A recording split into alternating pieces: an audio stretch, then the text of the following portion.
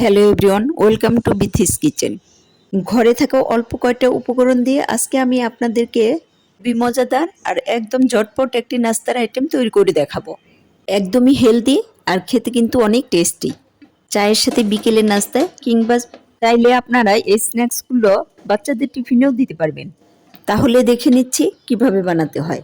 প্রথমে আমি নিয়ে নিচ্ছি 4টা পাউরুটির পিস, তারপর নিয়ে নিচ্ছি কয়েক টুকরা সিদ্ধ আলুর পিস, ওর দিয়ে দিলাম 1 চা চামচ চিলি ফ্লেক্স, 1 চা চামচ ভাজা জিরের গুঁড়ো, শাহি গরম মশলার গুঁড়ো, ওর দিয়ে দিলাম স্বাদ মতো লবণ, দিলাম সামান্য ধনেপাতা কুচি, দিয়ে দিলাম 2 চা চামচ কর্নফ্লাওয়ার।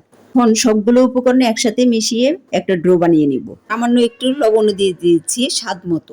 এবার অল্প অল্প করে ডো নিয়ে পুরের অংশের মধ্যে গোল গোল বানিয়ে খেতে অনেক মজা। এবার সবগুলো বানিয়ে নিব এইভাবেই। এবার একটি কড়াইতে তেল গরম করে নিব। গরম তেলে এক এক করে দিয়ে ভেজে নিব। মিডিয়াম টু লো হিটে 5 মিনিটের মতো ভেজে নিব, উল্টিয়ে পাল্টিয়ে। ভাজি হয়ে গেছে, এবার আমি একটি প্লেটে তুলে নিব আর সসের সাথে গরম গরম পরিবেশন করব। আপনারাও এভাবে বানিয়ে নিতে পারেন।